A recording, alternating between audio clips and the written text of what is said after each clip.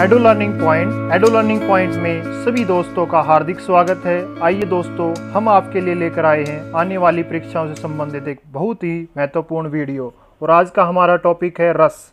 रस किसे कहते हैं? साहित्य को पढ़ने सुनने से होने वाली आनंद की अनुभूति को रस कहा जाता है। साहित्य से हमें सच्चा आनंद प्राप्त होता है। रस के अंग कौन कौन से हैं?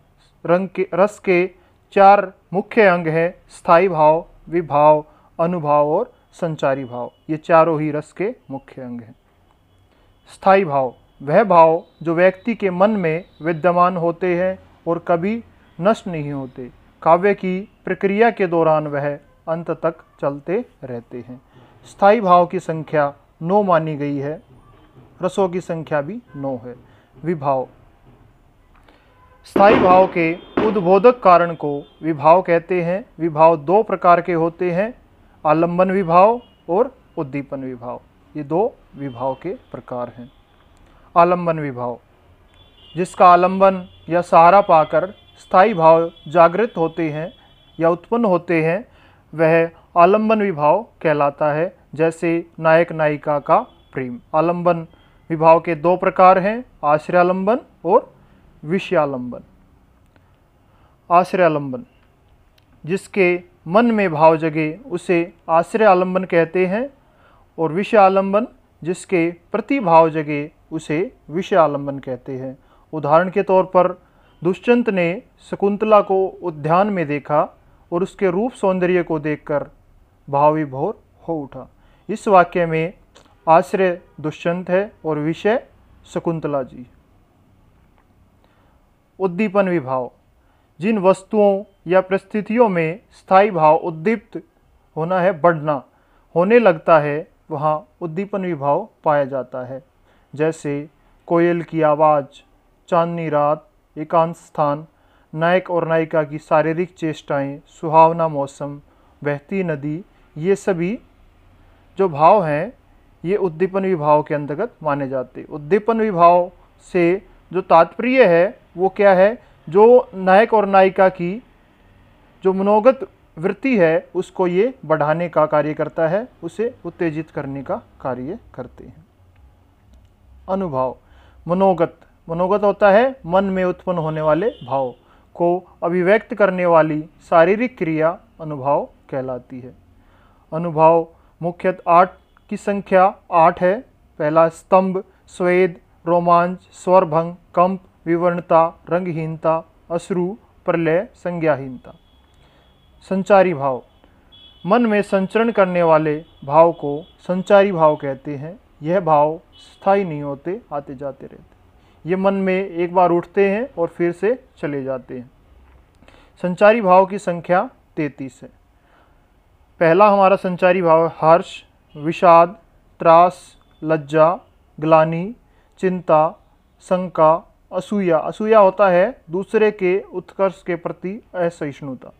अमर्ष, मोह, गर्व, उत्सुकता, उग्रता, चपलता, दीनता, जड़ता, आवेग, निर्वेद, धृति, मति, विबोध, वितर्क, श्रम, आलस्य, निद्रा, सौपन, स्मृति, मद्य, उन्माद, अवहित्या, अपस्मार, व्याधि और मरण।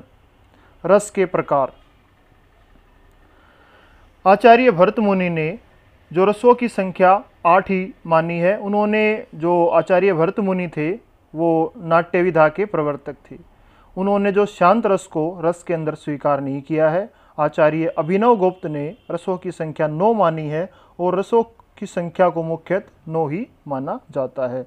जो वात्सल्य रस है और भगवत रस है उसको श्रृंगार रस का ही एक अंग स्वीकार किया जाता है। तो रसों की संख्या मुख्यतः 9 है।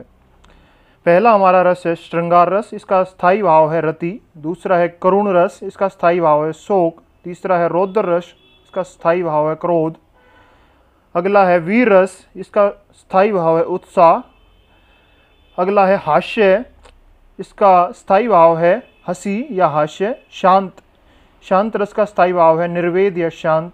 भयानक रस का स्थायी भाव है भय। अद्भुत रस का स्थायी भाव है विस्मय।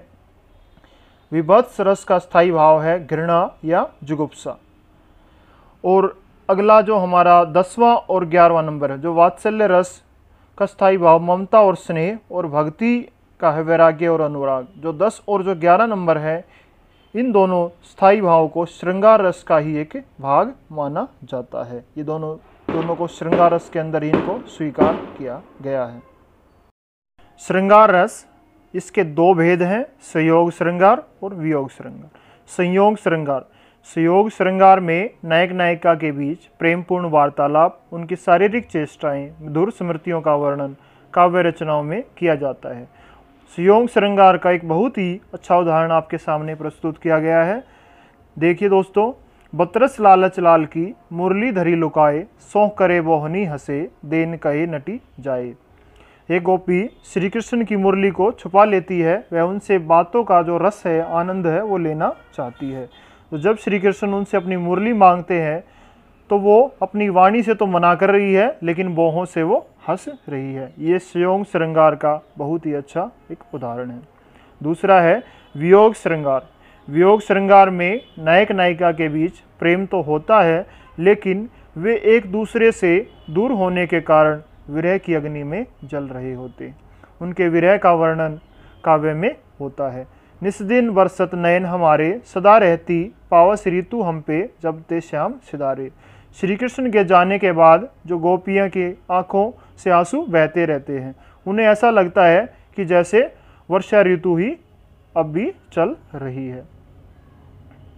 रस से संबंधित परीक्षा में पूछे जाने वाले महत्वपूर्ण प्रश्न।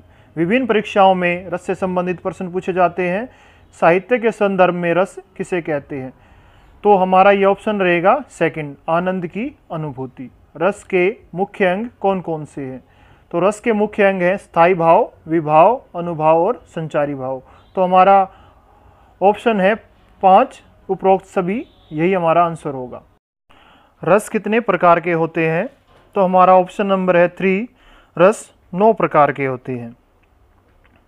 स्थायी भाव और संचारी भाव में मुख्य अंतर क्या है? स्थायी भाव, ये भाव हमारे मन के अंदर विद्यमान रहते हैं और काव्य की प्रक्रिया के दौरान अंत तक बने रहते हैं। स्थायी भाव की संख्या 9 है और रसों की संख्या भी 9 ही है। संचारी भाव, ये भाव हमारे मन की स्थिति पर निर्भर करते हैं और आते जाते रहते। ये भाव स्थायी नहीं होते। संचारी भाव की संख्या 33 है। विभाव के 2 मुख्य प्रकार कौन कौन से हैं? तो विभाव के 2 मुख्य प्रकार हैं, आलंबन विभाव और उद्दीपन विभाव। तो यहाँ हमारा ऑप्शन नंबर 2 सही है। तो दोस्तों, अगर आपको ये वीडियो पसंद आई है तो हमारे चैनल को लाइक, शेयर और सब्सक्राइब करना ना भूलें और बेल आइकन को दबाना ना भूलें, जिससे आपको हमारी अगली वीडियो की नोटिफिकेशन मिल सके।